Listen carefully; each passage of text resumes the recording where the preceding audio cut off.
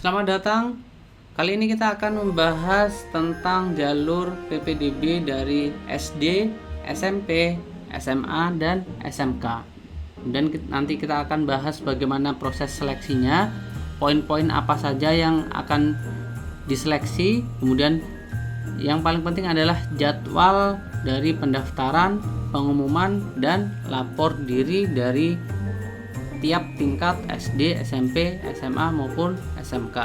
Bagi teman-teman yang ingin mendapatkan informasi PPDB, silahkan diklik link di atas monitor kalian atau di atas layar kalian.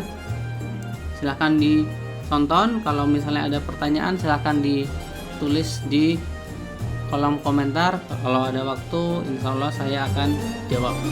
Oke, langsung saja kita ke videonya. Kita mulai dari SD. Di SD itu ada jalur afirmasi. Nah, jalur afirmasi ini untuk siapa aja? Jalur afirmasi ini untuk yang pertama adalah bagi anak asuh panti dan anak disabilitas atau inklusi. Kemudian untuk anak tenaga kesehatan yang meninggal karena COVID-19. Kemudian bagi anak yang terdaftar dalam DTKS, anak dari pemegang kartu pekerja Jakarta, dan anak dari pengemudi mitra Transjakarta. Nah, untuk kuotanya adalah 25%, termasuk anak panti dan anak disabilitas atau inklusi. Nah, untuk kuota anak disabilitas atau inklusi itu sebanyak 2 peserta didik per rombel. Jadi kalau misalnya ada 2 rombel, berarti kuotanya ada 4 ya totalnya ya. Kemudian untuk proses seleksinya, untuk yang bagian pertama, untuk yang ini, untuk anak panti dan anak tenaga kesehatan yang meninggal karena COVID, ini tanpa seleksi, kecuali untuk disabilitas atau inklusi, itu menggunakan seleksi usia. Nah, selanjutnya bagi anak yang di bagian ini, bagian kedua ini, anak DTKS, kemudian kartu pekerja Jakarta, pengemudi mitra Transjakarta, ini seleksinya menggunakan zona. Ya, menggunakan zona. Kemudian kalau misalnya zonanya berimbang, misalnya antara peserta A dan peserta B, ketika seleksi itu berimbang, nanti dilanjut dengan usia. Setelah usia, nanti dilanjut dengan waktu mendaftar gitu ya. Kemudian waktu pendaftarannya adalah ini. Untuk waktu pendaftarannya, untuk anak asuh panti dan anak asuh panti ya, anak asuh panti itu pendaftarannya tanggal 7 sampai tanggal 9. Nah, pengumumannya ketika teman-teman sudah mendaftar atau kalian sudah mendaftar, itu langsung bisa dilihat hasil seleksinya di websitenya gitu ya. Jadi kalau selama nama teman-teman sudah masih ada, masih tertera di sana, artinya masih diterima. Tapi kalau misalnya sudah tidak diterima, artinya itu sudah tidak diterima di dalam seleksinya, sudah gugur dalam seleksinya. Kalau misalnya waktu pendaftarannya masih ada sisa, silahkan untuk ganti pilihan, masih bisa selama waktu pendaftarannya masih terbuka gitu ya. Nah, khusus untuk anak tenaga kesehatan yang meninggal karena COVID, itu dilaksanakan selama proses PPDB. Jadi jadwalnya tidak mengacu ke ini, tidak mengacu ke sini, tapi selama proses PPDB gitu ya. Nah, bagi anak yang terdaftar dalam DTKS bagian yang ini, itu pendaftarannya tanggal 14 sampai 16 Juni 2021 beserta pengumumannya ya. Nah, untuk lapor diri ya, ini lupa tadi lapor diri tanggal 10 sampai 11. Nah, ketika di tanggal ini nama teman-teman masih ada di dalam hasil seleksi web, di dalam web ya, itu artinya kalian diterima. Jadi kalian wajib melakukan lapor diri di tanggal 10 sampai 11. Nah, bagi yang di bagian ini bagi anak yang terdaftar dalam DTKS dan seterusnya ini, kalau masih ada namanya di hasil seleksi, itu artinya kalian diterima. Jadi kalian wajib melakukan lapor diri di tanggal 17 sampai 18 Juni 2021. Selanjutnya itu ada yang namanya zonasi, jalur zonasi. Nah, ini diperuntukkan bagi CPDB yang berdomisili di dalam wilayah zonasi yang telah ditetapkan. Ini kuotanya adalah 73%, paling banyak ya untuk SD ya. Nah, kemudian seleksinya yang pertama itu zona. Ya, tentunya yang paling dekat dengan sekolah semakin berpeluang untuk diterima. Kemudian selanjutnya adalah usia. Selanjutnya waktu mendaftar. Nah, waktu pendaftarannya itu di antara tanggal 21 sampai 23 Juni 2021. Itu ya. Jadi sekaligus pengumumannya di antara tanggal itu. Kemudian kalau namanya masih tertera di hasil seleksi, artinya kalian diterima. Jadi kalian wajib melakukan lapor diri di tanggal 24 sampai 25 Juni 2021 untuk jalur zonasi. Selanjutnya, nah untuk zona ya, sekali lagi untuk catatan zona itu sudah otomatis terseleksi oleh sistem. Jadi siswa itu ketika memilih sekolah hanya ada sekolah yang berada di wilayah zona tersebut ya. Jadi tidak bisa memilih sekolah di luar zona. Nah, selanjutnya adalah jalur pindah tugas orang tua dan anak guru. Nah, ini untuk siapa? Ini untuk orang tuanya yang pindah tugas dari instansi, lembaga, kantor atau perusahaan yang memperkerjakan. Kemudian untuk anak guru. Nah, ini kuotanya adalah sebesar 2%. Kemudian proses seleksinya yang pertama itu melalui zona, jadi tetap melalui zona ya. Kemudian melalui usia, kemudian waktu mendaftar. Nah, pendaftarannya itu di antara tanggal 7 sampai 23 Juni 2021. Jadi lama ya. Jadi dari awal pendaftaran di sini sampai dengan akhir 23 Juni. Lapor dirinya kalau misalnya teman-teman namanya masih ada di dalam hasil seleksi, jadi teman-teman diterima, artinya kalian wajib melakukan lapor diri. Jadi ini ya yang perlu ditekankan, kalau misalnya sudah diterima di dalam hasil seleksi, kalian wajib melakukan lapor diri. Lapor dirinya di mana? Lapor dirinya di website. Nanti akan dijelaskan bagaimana proses lapor dirinya. Nah, sekarang selanjutnya adalah PPDB SMP SMA. Kenapa ini digabung? Karena ini persyaratannya sama ya, atau jalurnya sama. Kemudian yang pertama itu ada jalur prestasi. Nah, jalur prestasi itu untuk siapa? Itu keterangannya apa aja? Keterangannya adalah prestasi akademik dan prestasi non akademik. Nah, kuotanya untuk prestasi akademik itu 18%. Kemudian kuotanya untuk prestasi non-akademik adalah 5%. Seleksinya yang pertama adalah bobot indeks prestasi akademik. Nah, yang kedua pilihan sekolah. Yang ketiga adalah waktu mendaftar. Nah, untuk yang prestasi non-akademik yaitu bobot indeks prestasi non-akademik, entah nanti itu tingkat nasional, internasional, provinsi, gitu ya. Kemudian yang ketiga adalah waktu mendaftar. Kemudian jadwalnya adalah tanggal 7 sampai 9 Juni 2021. Untuk lapor dirinya adalah tanggal 10 sampai tanggal 11 Juni. Ketika kalian namanya masih tercantum di sini di tanggal 9 di sore hari atau di malam hari, artinya kalian diterima. Jadi kalian wajib untuk melakukan lapor diri.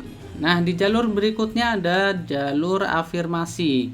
Jalur afirmasi ini sama ya, jalur afirmasi itu bagi anak panti dan anak disabilitas. Nah, selanjutnya untuk anak tenaga kesehatan yang meninggal karena COVID-19. Nah, selanjutnya ada anak yang terdaftar dalam DTKS, kemudian anak penerima KJP Plus, anak dari pemegang KJP, dan anak dari pengemudi mitra Transjakarta.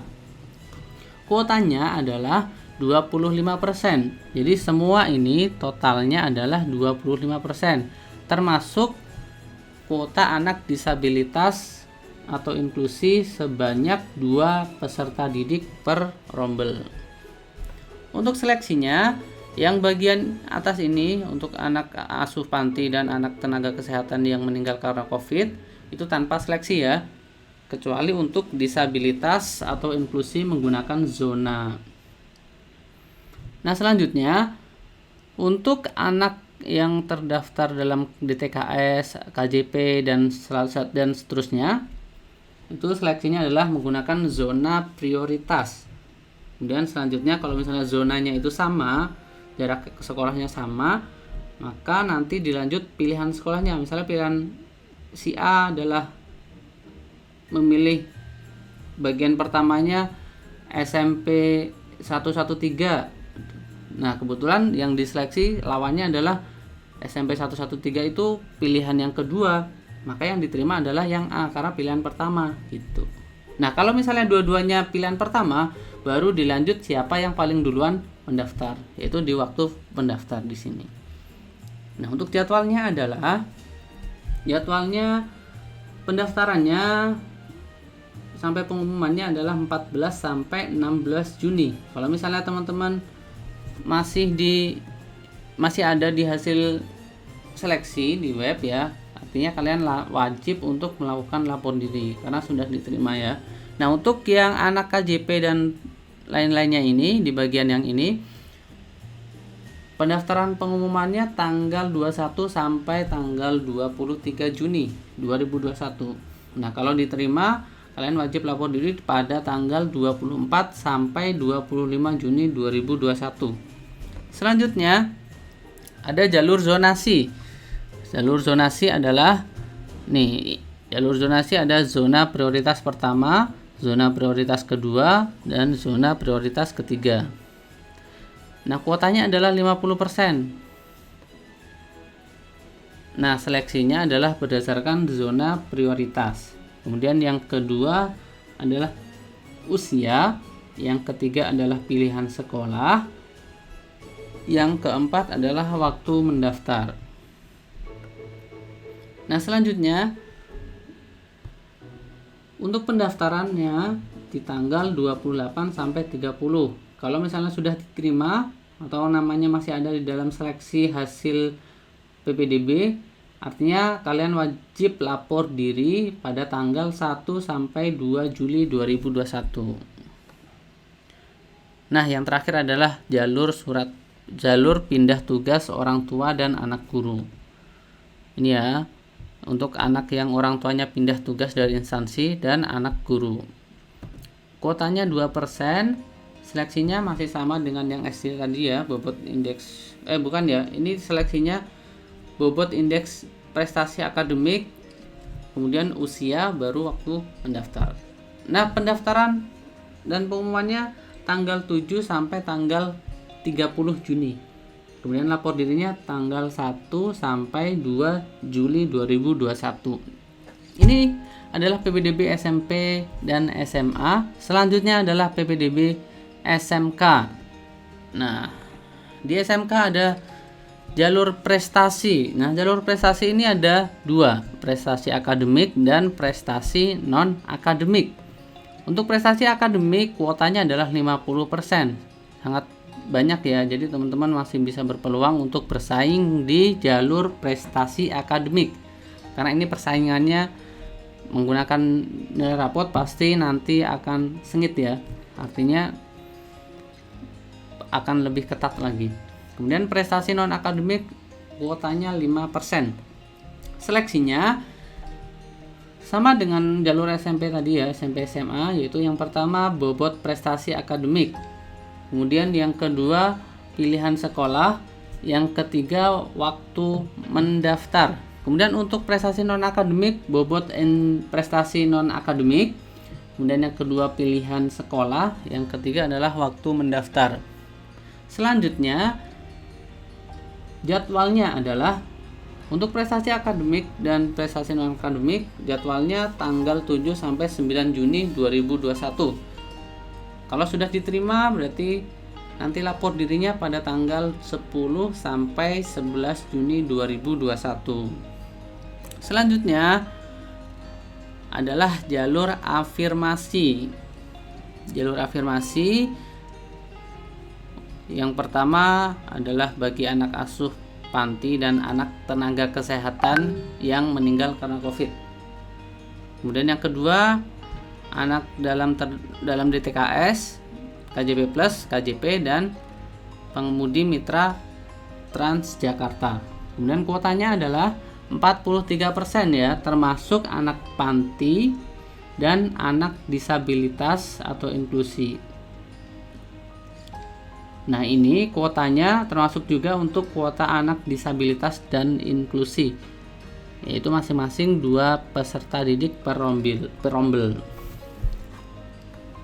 Seleksinya untuk anak asuh panti dan anak tenaga kesehatan yang meninggal karena COVID-19 itu tanpa seleksi, kecuali untuk disabilitas atau inklusi menggunakan usia. Nah, selanjutnya bobot prestasi akademik, pilihan sekolah, waktu mendaftar. Ini ya, untuk KJP tetap tahun ini yang dihitung adalah bobot prestasi akademik. Ya, kalau tahun lalu kan berdasarkan usia ya, jadi tahun ini berdasarkan bobot prestasi akademik.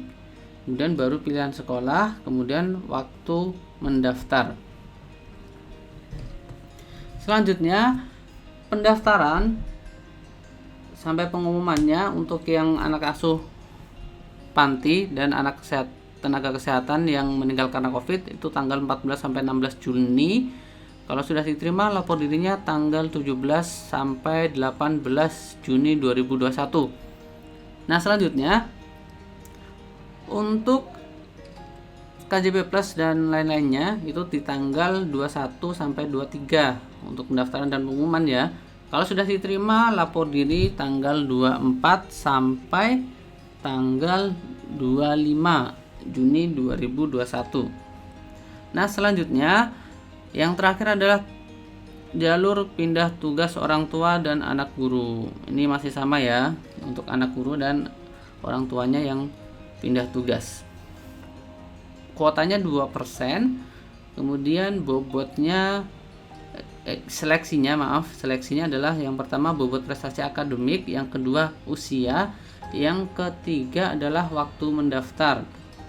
Kemudian waktu pendaftarannya adalah tanggal 7 sampai tanggal 30 Juni 2021. Lapor dirinya tanggal 1 sampai tanggal 2 Juli 2021. Nah, catatan untuk anak tenaga kesehatan ini pendaftarannya tidak mengacu ke jadwal ini ya. Tapi ini bisa dilakukan selama proses PPDB. Jadi selama pendaftaran itu masih ada. Jadi anak tenaga kesehatan yang meninggal karena COVID ini masih bisa melakukan pendaftaran. Itu saja untuk jalur dan informasinya tentang jadwal dan lain-lainnya. Saya rasa cukup. Apabila ada pertanyaan silahkan dituliskan di kolom komentar. Kalau ada waktu insya Allah saya jawab. Sekian, terima kasih. Assalamualaikum warahmatullahi wabarakatuh.